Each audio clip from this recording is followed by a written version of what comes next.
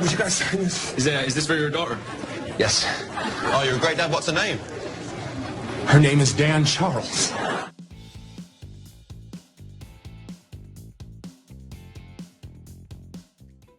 Number 10. Drake's beef.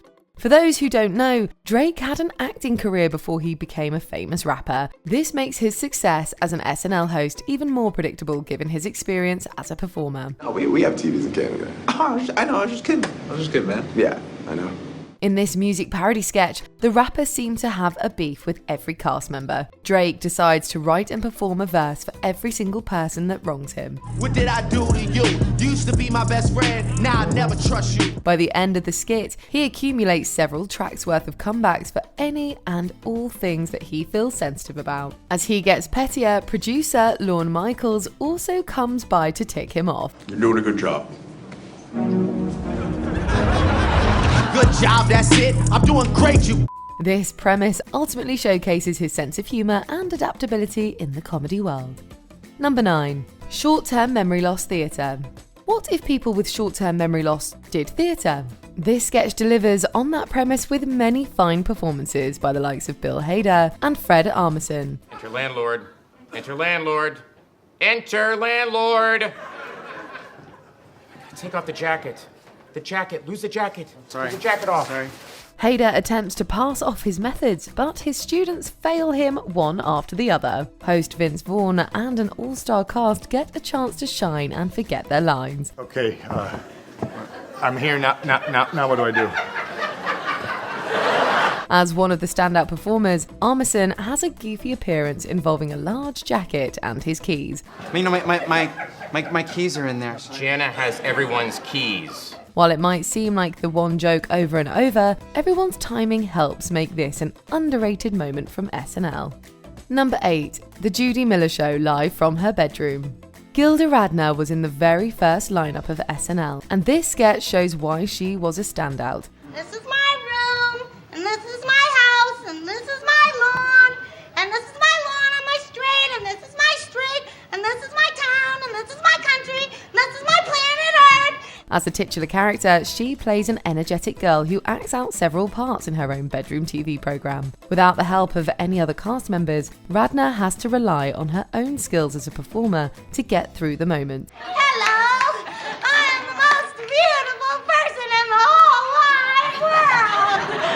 Yes, I am the most beautiful bride that especially everybody loves in the whole wide world. Not only is this impressive, but it's also a great reminder of the reason why the program became so critically acclaimed in the 1970s. It's a bold idea that showed the inventive and acrobatic performances that made the show an institution. On the Judy Miller Show. The end. Number 7. Woman of SNL, Real Housewives opening. Several generations of comedians come together for this carbon copy of a Real Housewives reunion show. Here with me today. Bet your ass it's an honor. Yeah. Exactly, an honor. Thank you, Sherry.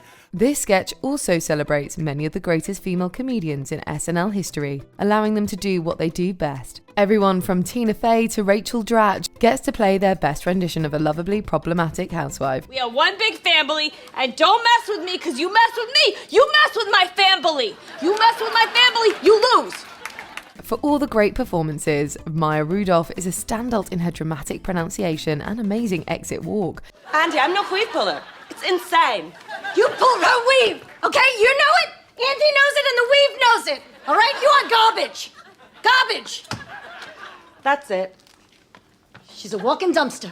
Featuring some of the best to ever perform on the program, this moment features unprecedented amount of iconic women on the stage together.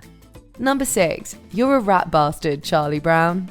This isn't your childhood's A Charlie Brown Christmas special. SNL gives this children's classic a heavy dose of adult drama and laughs. It's You're a Rat Bastard, Charlie. Starring Al Pacino as Charlie, this sketch features a number of actors playing out an R-rated version of the tale. It also allows for cast members such as Bill Hader and Kate McKinnon to unleash their best impressions. Charlie Brown, what the heck do you think you're doing? This is Christmas. You can't just be moping around. It's not right.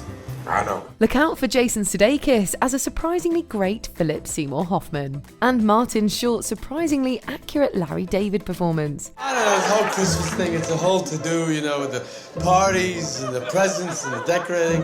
It's not for me. Retelling the story through profanity-laced triads, this aggressive reimagining makes for a hilarious and well-acted skit. Number 5. Spelling Bee. Will Forte is the driving force behind this sketch about a nervous spelling bee contestant. In a simple premise, Forte delivers a truly off-the-wall spelling of a word. The word is business. Business. BRDTFKLMG. His character's trepidations produce an extended joke whereby he continues to name letters for what seems like several minutes. YLKPQWQRTDFPLM. One of the more underrated comedians of his tenure on the show, the performer's skills make this a delightfully absurd moment. Chris Parnell follows up with a perfectly timed response that punctuates the skit for added effect. Wrong. Tenacious D's appearance only makes the wild idea even stranger in a dramatic ending. This was a true story. Number 4. Crime Scene.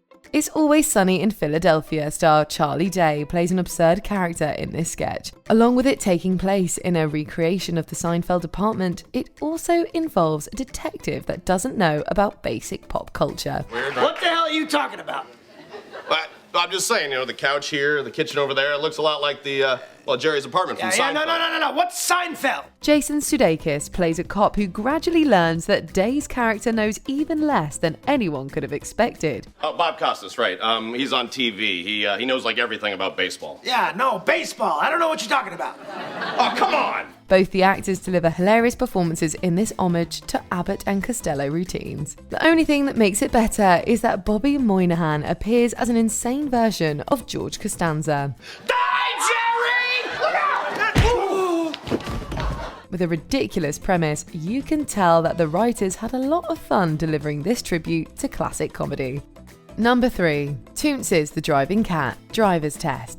Not every piece of writing on Saturday Night Live has to be highbrow. Take this wonderfully crazy sketch about a cat who drives a car as a perfect example. He drives around all over the town. Toonces the driving cat. In a fake sitcom about a talented cat, Steve Martin and Victoria Jackson play its optimistic owners. Unfortunately for them, the feline doesn't seem up to the task and sends them over a cliff. Toonces, look out! Martin in particular plays off the situation well and with enough dedication to make the moment seem authentic. After watching the skit, we wish that somebody had created a real show about Toonces. All right, sir, if you'll just go ahead and pull out into traffic. Look out! It's also just funny to watch a cat puppet sitting in the driver's seat.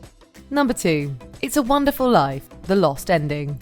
It's a Wonderful Life is a beloved holiday classic that receives a pitch-perfect parody in this sketch. Host William Shatner introduces an alternative ending to the Frank Capra film, where the townspeople of Bedford Falls seek revenge on Potter. I just called Clarence at the bank.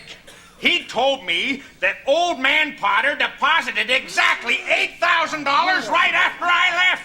It was him! Well, what are we waiting for? Let's go get him!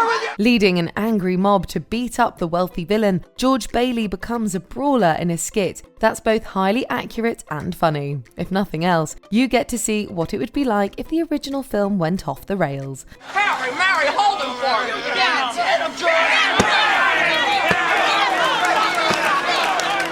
Dana Carvey's spot-on Stewart impression is still amazing to this day, along with the additional character work from Phil Hartman and others. You have to appreciate the time put into the costumes and period details, at the very least. You made one mistake, Mr. Potter. You double-crossed me and you left me alive. Before we unveil our top pick, here are a few honourable mentions. Maine Justice with Jamie Foxx. Jason Sudeikis plays a southern judge in a Maine courtroom with outrageous punishments. Alligators? In Maine. You damn tootin'. Yeah, because this here's Maine Justice, all right now. Philip the hyper-hypo and Grace. Mike Myers' high-energy kid lights up the playground in this sketch with Nicole Kidman. Wanna buy? Well, I suppose it couldn't hurt.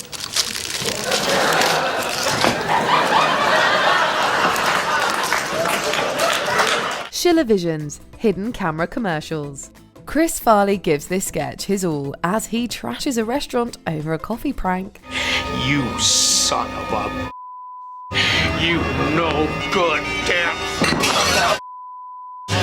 Sarcasm 101. Matthew Perry is perfectly cast as a sarcastic teacher that tries to teach students his art. You people are cruel. You people are cruel. That wasn't sarcasm, I just enjoyed doing that. Lorne and Tom in a tub. Rubber duck. Producer Lorne Michaels endures Tom Green's endless quacks in a bathtub.